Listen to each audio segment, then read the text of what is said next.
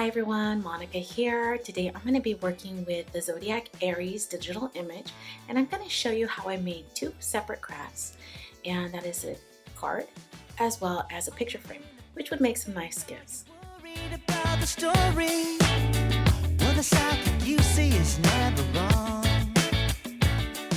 I'm going to begin by working in Design Space. I'm going to select various pictures and items that I think might fit my idea of what I want to make, and then I will resize them, place them, and change the colors to the colors that I think would be specific that I want. This helps me get a better idea and layout as to how my crafts are going to look. Alright everyone, now that I have my items cut out, I'm going to go ahead and give you a little close-up of this cute little chippy character that we have here, and this is by Stamper's Delight. This is the Aries image, but this doesn't have the horns just like the other one does. That's the zodiac sign for Aries. This does come with two cute little stars. So I have two projects that I'm going to be putting up. And I kind of wanted to share my thoughts with you on the process of my selection of colors and how I came to decide on the paper that I'm going to be using. I'm sure you're probably thinking that from the prior section of the video that I was kind of going plain on the Zodiac Aries. And I'm going to show you why, yeah, it's basically this, but this paper that I got, it is a mylar, it's a gold mylar, so it's very thin, but it is absolutely beautifully reflective. So once you put that right behind that plain white cardstock, you have a beautiful shine. And that's just going to set off your image once you've colored him in, and he's going to be the center to that backdrop. Now I might do a little bit of color blending here in the back. I'm not too sure yet, but when I get there, I'll make that decision. But I just wanted to show you just how important your paper selection is to your card. Really thinking about your theme, which in this case, I really wanted to go with stars, of course, because this came with stars. It follows through with the zodiac, and the zodiac being part of the stars. So I figured that theme there would be absolutely cute. Now the next thing I came up with on this picture frame, just so you can see, it's not plain at all. But for Aries, I felt like the night sky was something that was very interesting and starry and sparkly, and so I found this paper, and it was at Michael's. It's Martha Stewart, and it just sparkles. I absolutely love it. Now I'm not a fan of glitter paper because it just kind of gets everywhere, but this particular paper, it's actually pretty good. It doesn't, leave a lot of sparkle everywhere. And again, I'm going to use the same mylar, and that is going to be the backdrop for that. And look at that. I wanted to keep blues. Number one, because the zodiac, you think of the night sky. The other reason is I went with these light blues here. Okay. White, dark blue, light blues. And there's another reason for that. So Aries has two different gemstones, okay? Their birthstone for Aries are two, because it runs from March to April. So for March, you have aquamarine, and for April, you have diamond. So there you go. That was my reasoning behind all this. So I really do put a lot of thought and effort into how I put together my card. I focus on the coloring, absolutely, but I want it to have a theme. I want it to kind of just pop. And when you think of things, that you think of this particular card, you're going to remember it because that flow through went through the whole entire card. That idea of stars, that idea of the colors, it all went together and just made the card pop. All right, let's go ahead and get crafting. I'm going to begin by using my lightest color on the image. This will allow me to blend much easier. Once the alcohol ink is in there, it will allow the colors to slide across the surface of the paper. Another tip for your coloring is considering the light direction. In this case, I have a full front light coming through, or that's my idea of it. And so that's why you see that the shadows are kind of coming from the top.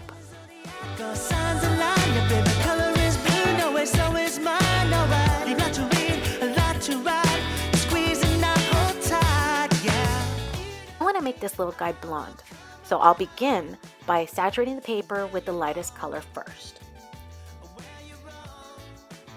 Now I'm going to come in with the shade darker, and this is going to be short brush strokes from top to bottom, bottom to top, allowing for a section in the center to remain as uncolored.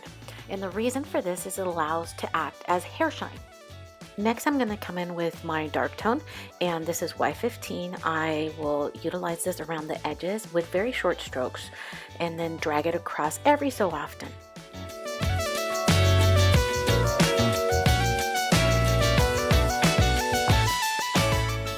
Now I'm coming in with my shading color, YR23, and I'm going to use this very sparsely just along the areas that are the darkest and dragging it across from time to time, not very much. It's very subtle.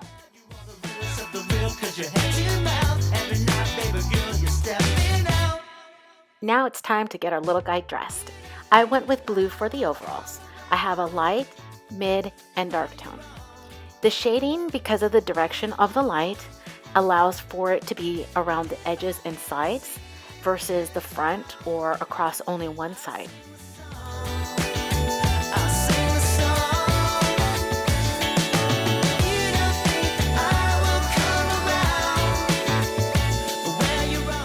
Now my little guy needs shoes, and I won't deny him.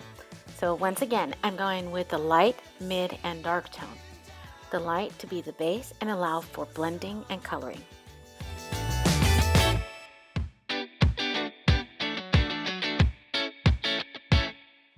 All that's left on this little guy are the details, the patch and the buttons.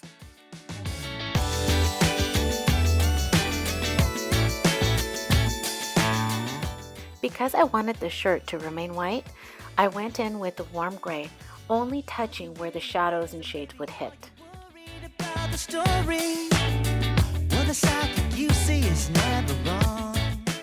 Here's my little guy all finished up.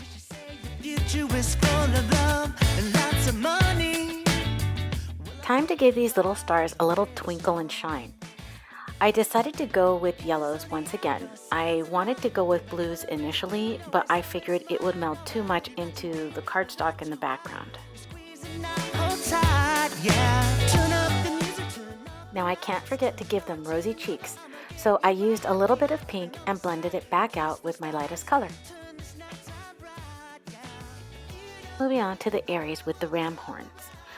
I followed the same color palette as I did with my initial character. This way I didn't have to do much changing. This made it easier and faster to complete 2 projects at once. Just go ahead and follow the same color pattern.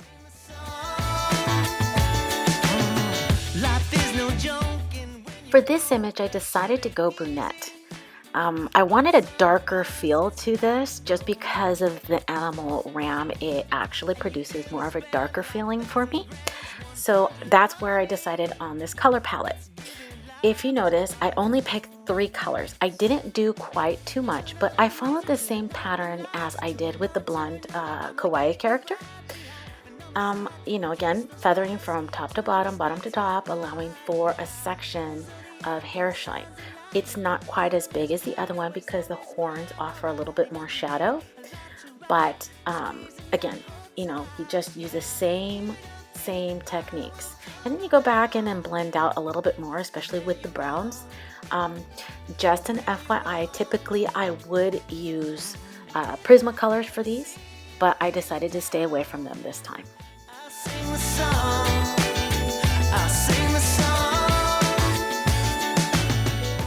Now on to the horns. As you can see, I chose a reddish brown color palette. This was to allow for it to stand out against the brunette hair that I chose.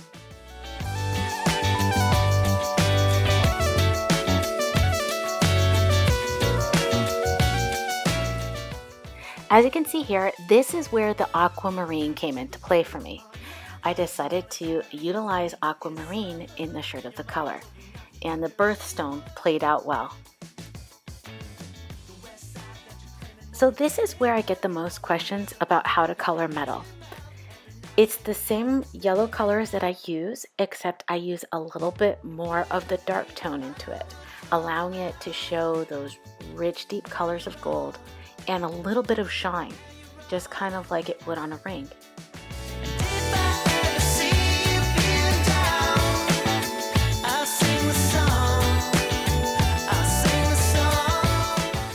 So within the medallion, I wanted to add kind of a night sky feature. And as I always do, I start with my lightest color for saturation, and then I did an ombre effect, kind of like the sun setting and the sky going darker. That was the idea behind this. The other thing is that I tried not to add too much of the dark colors here.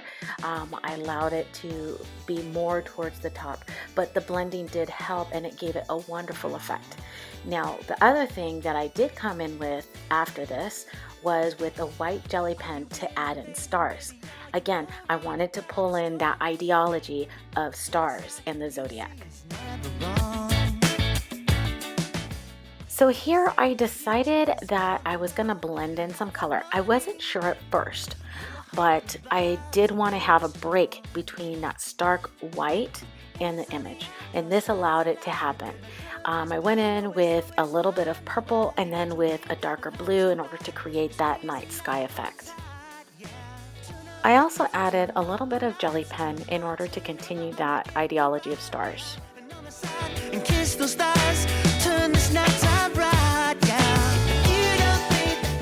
For the stars on the card, I wanted to give it a little bit more depth, so I chose an ivory color and then blended in some yellow. This way it wouldn't be so bland.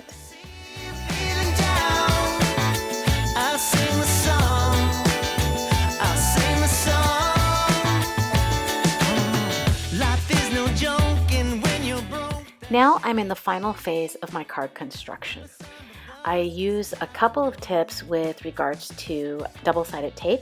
I usually lift one corner and then the opposite corner, so that way I can center my card without actually sticking it down until I'm ready to decide and place it where I need to be. I follow the same process throughout the whole entire card, especially for the metallic mylar, just because it's a little bit harder to stick. So I made sure that I utilized the double-sided tape for this.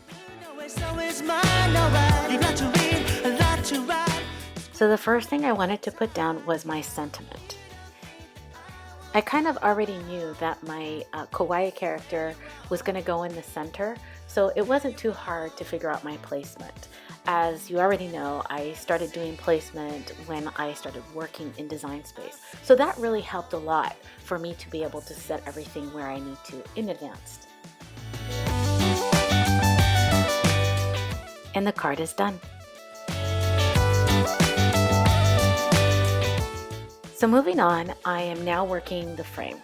This was a little bit trickier because of all the stars, and being that I had to use mylar, I had to use the double-sided tape. So I went along the edges right under the stars and above the stars to make sure I had a very good grip of that mylar.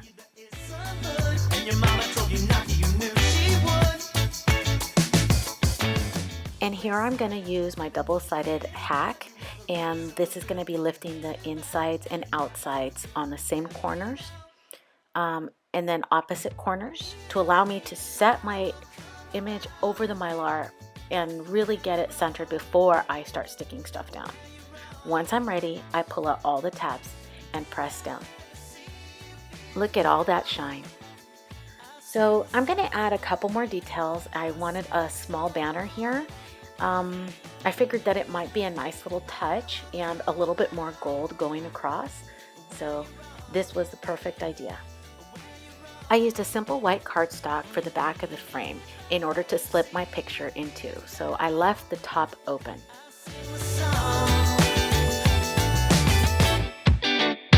I'm going to glue my two support pieces together and allow them to dry. First, I'm going to start by adhering my clouds to the frame itself, and this is the first of the clouds. I had to measure and make sure I didn't put adhesive where it shouldn't be. Next is going to go my kawaii Zodiac image, this cute little guy. I did only put 3D foam tape down the center as much as I could, so that way the parts that were sticking over didn't have anything that was visible on the back. In the Zodiac, all signs align. Your favorite color is blue. No way, so is mine. No way. You like to read, I like to write. You squeeze it. Now the font was a bit tricky because I did have to go in and add in very small pieces of tape. And please forgive me here because I did exchange the I and the R, which eventually I did correct. And yes, it was kind of tedious. I did not have to do very much with the stars, but I did want to make sure that the centerpiece part did have enough support since a lot of it was going to be hanging over the edge of the frame. And here we go. Finally, I added double-sided tape to the bottom of my stand and liquid glue towards the top because of the mylar so that it would adhere. I lined it at the bottom and I was set. Here's my final product. It's giving life to all your homes.